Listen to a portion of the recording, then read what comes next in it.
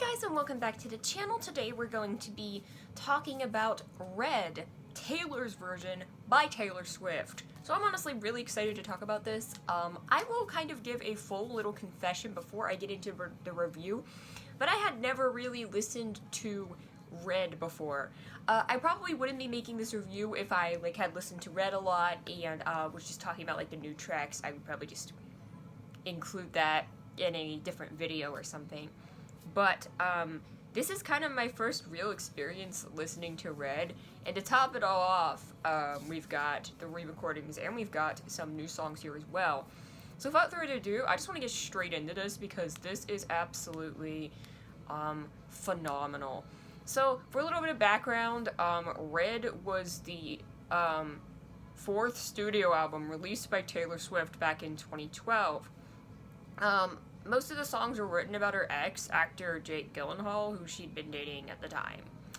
And the album took her from being more of a country star to a more pop-leaning approach, which she fully leaned into on her next album, 1989. Taylor Swift has been re-recording a bunch of her old material due to some legal issues, similar to a strategy that JoJo used. So here we are with Taylor Swift re-recording her albums. She re-recorded Fearless earlier this year, and I'm not into that corny brand of country pop, and I've really never had an interest in Fearless or her debut album. But here we are with Red, and I was a lot more interested in giving this one a fair shake, even though it was still a bit country-ish. I always did like the singles off of this album. 22's kind of cheesy, but it's a fun song. I always liked I Knew You Were Trouble, and We Were Never Ever Getting Back Together is actually a decently written breakup song, despite being a kind of corny single. To top it all off, Safe and Sound with the Civil Wars was a song she made for the Hunger Games around this time, which is an absolutely beautiful folk ballad. I love it. It's essentially a lullaby, and that's not on this album, but just kind of give background for this sound from this era. And I really didn't know entirely what to expect, and even though I had never really listened to Red, I'd listened to All Too Well, I'd listened to some of the songs. And I remember whenever I kind of got back on TikTok after not being on TikTok for a while, I saw a lot of Taylor Swift content, and I realized I did know a lot of the songs just from hearing them kind of around and on TikTok. So I ended up knowing quite a few songs off of this album. So that's kind of where we ended up, and I knew quite a few songs off of Red, and I think my, initial aversion to Red was that I just wasn't into that, country pop and the stuff from her, her earlier albums, like Fearless. It's just not really for me. But as I got older, I kind of definitely saw some more, kind of mature kind of songwriting, even back then when she was very young, in songs like Back to December from Speak Now, and just generally getting that vibe, and, I don't really know what to say, except, I kind of had an idea of what to expect going into Red. Like I said, I had no interest in Fearless, so this was the first kind of re-recording that I was interested in. I, too, wanted to get 1989, but here we are with Red, Taylor's version, and this is a very long record. This is, 30 songs. It's 2 hours and 10 minutes. Obviously, so all of the songs that are on here are the songs from the original album, the songs from the deluxe album, and then some unreleased material. So we have all of these songs here. And this isn't just a compilation. This is fully re-recorded from scratch. All of the songs have been re-recorded now that Taylor is older. And we have all of them right here out of the gate, including some previously unreleased songs. So I actually think Red actually works really well as an album, and I think the singles are well placed as far as that's concerned. I mean, you could make the same argument for something like 1989, which is an album that I really love. But talking about Red here, I do kind of want to explain some context before I go any farther down this rabbit hole, and so I kind of want to talk about Taylor Swift's 2020 albums for a moment, and why I didn't really talk about Taylor Swift's 2020 albums. I believe Cardigan made my best hit songs of 2020 list, and I mentioned how good Exile was. I heard that song on the radio at work, and I absolutely love it. However, the kind of feeling I got with those albums, Folklore and Evermore, there was some really great cuts on there. Champagne Problems off of Evermore. And even like Willow grew on me. That kind of was like a sleeper hit that I really ended up liking. But I don't think I ever listened to Evermore all the way through. I might have done it like once. Folklore, I think I listened to once. And overall, there's some great stuff on there, but honestly, kind of acoustic folk is just not really my genre. Now, one of the reasons I listen to music is to kind of stimulate myself. Yes, I can also find music overstimulating, but it's a controlled stimulant, and because I am autistic and I listen to music in that way, just a lot of like more acoustic and type folk music in general I find to be understimulating. So I generally don't really vibe with it as much, and I can absolutely respect Taylor for what she did, and I think it was a huge and bold move as an artist to release 2 indie folk albums, and honestly, that's amazing. But here we are with Red, and this is an album where I feel like I can finally really see the reconciliation between Taylor Swift's pop side and her songwriter side. And this is something that I never really saw in any of her albums before. The albums were either like pop or they were songwritery. You kind of got that a little bit with Lover, which is still an underrated album that deserves way more attention. But here we are with this release, and it's honestly crazy how much music Taylor Swift has been pumping out. I mean, I felt like I was still recovering for Lover, and then she dropped Folklore out of nowhere, and then she dropped Evermore, and I'm like, what the hell? And now I have all these re-recordings, and I just feel like there's a lot going on here. So overall, I definitely see such like good songwriting moments on this album, and this album has to be one of my favorites when it comes to Taylor Swift's attention to detail. And I love this about Taylor Swift in her song lyrics, even songs like Lover, even some of her singles like Out of the Woods. Just the amount of attention to detail that she puts into her lyrics makes her stand out in the pop sphere. And don't get me wrong, I like dance music, I like songs with basic lyrics. I'm not like some artsy-fartsy person. A lot of my favorite music is not remotely deep, and I will be the first person to say that. But, again, this is just so different, and I don't normally listen to music that's quote-unquote deep. And people just like to frame, oh, it's just all breakup songs, or all about a relationship, and I'm like, what's wrong with writing an album about a relationship? And Olivia Rodrigo did it this year, and we see her taking heavy influences from Taylor Swift, as well as other bands and artists on her debut album, Sour. So here we are with Taylor, and Red Taylor's version, and some of the best songwriting moments on here. Of course, All Too Well, I don't think I can really put into words how great of a song All Too Well is, because it just is absolutely a masterpiece, and we will get to the elephant in the room in a moment, but just from a songwriting perspective, this is a like slow progression kind of folk rock ballad, and it just builds up, and honestly, those are some of my favorite songs. I like songs that have like a big build up, that kind of start off soft and then have like a big build up.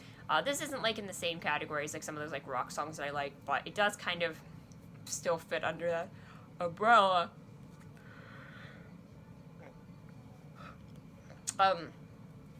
Some other really great songwriting moments, even off of the unreleased tracks, I saw a couple which I just thought had some really great songwriting moments. I particularly liked Forever Winter. That one really resonated with me when I was listening to it, and she's basically writing about this guy, and she doesn't want him to leave, and is using that metaphor as Forever Winter. But also the part where she says she doesn't know he was breaking down. She doesn't know he's having a hard time, and she didn't understand what was going on with this person. And taking kind of an empathetic, more complex look at the relationship, which I absolutely love. Listening to that really did a lot for me. The title track, Red, there's a lot of little details in there. She uses colors to kind of describe her relationship, and I think that's really well written as well.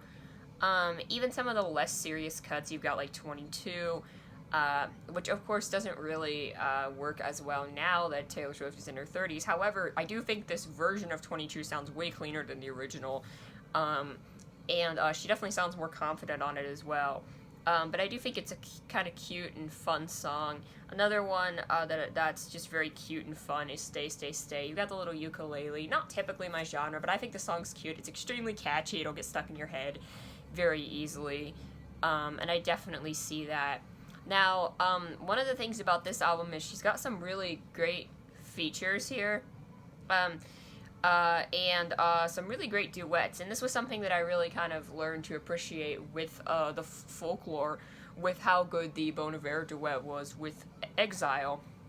And she has a lot of good duets here. We've got The Last Time with Gary Lightbody from Snow Patrol, and then we also have 2 duets with Ed Sheeran, Everything Has Changed, which is still a really great song, and the vault track Run, which is also just a really beautiful song. Their harmonies work so well together. I've always really liked both of their voices. I think Taylor Swift's voice is just super nice, pleasant, and just has that, like, richness to it. And Ed Sheeran, his voice just blends so well with hers, and this isn't something like Endgame where it's like rapping, and I still like that song in its own right, but it's on a completely different level. And again, some of my favorite Taylor Swift songs are duets. Safe and Sound with the Civil Wars, I already mentioned that. A fantastic song. And I'm not really sure what else I'm supposed to say here, just the duets are really fantastic on this album. There's also one with Chris Stapleton, which is kind of less of my thing, and Phoebe Bridgers, which is an artist I've definitely heard of, but I don't really know too much about. Just, there's a lot of really nice duets, and I think all of her guests work really well with her. She blends her voice in. Again, you've got a lot of poppier cuts, some of the more like kind of country or pop cuts. You got like State of Grace, and then you got like the full pop songs like I Knew You Were Trouble, and even like We Are Never Ever Getting Back Together. This album's strength relies on the ballads, and there's a lot of really solid ones on here. Just overall, I have a just extremely positive relationship looking at these songs, and like I said, I really like the title track Red, the song Treacherous. I've definitely seen some people say they dislike this song, but I actually really enjoy it. And again, both Ed Sheeran duets are really great. She kind of takes a poppier approach with a song like Starlight, which I actually really like. It's got a bit of a kind of rock vibe to it almost, which is not a sound that I'm really used to her exploring, and I really like that. Now, as far as the vault tracks are concerned, besides Forever Winter, my favorite is Message in a Bottle, which is a very poppy song. I was not really expecting that. A lot of the songs are kind of like pop country, kind of in that vein. But Message in a Bottle is a full-on pop song. She said it was one of the first songs she wrote with some of her frequent pop collaborators. And it definitely sounds like it. It sounds like some deep cut off of 1989. It is incredible. It's so catchy. I don't know how she kept that song hidden for so many years. It's absolutely crazy. Ronan is an absolutely beautiful song about a little boy who passed away from a rare type of cancer. It was a charity single back in the day, based on the mother's blog post, which just shows that Taylor can take words that aren't even her own, can take somebody else's situation and craft an absolutely beautiful song out of it. I'm really, really happy to hear her version of Babe finally. It was a song that had been sitting in the vault for a long time, and she did record it with Sugarland. She was featured on that version of the song, and I always really liked Babe, and now we just get to hear her solo version of it, which I really like. And overall, I just kind of see a lot of good stuff here. As far as some of the songs I'm not as hot on, like I said, I almost do, and the Lucky One are probably two that I just don't really resonate with. They just feel a little basic to me. Better Man just feels a little bit condescending in a weird way. I'm not really sure how to explain it. It doesn't really give me good vibes. And it just feels a bit basic for this album, because this album is all on the, like, complex emotions, and it just feels kind of petty in comparison. Which, again, could work in some context, but it just doesn't really work for me here. And that's all I really have to say about the album. It's just absolutely incredible. But we have to get to the giant elephant in the room, which is All Too Well 10-minute version. And going into this, I really had no idea what to expect.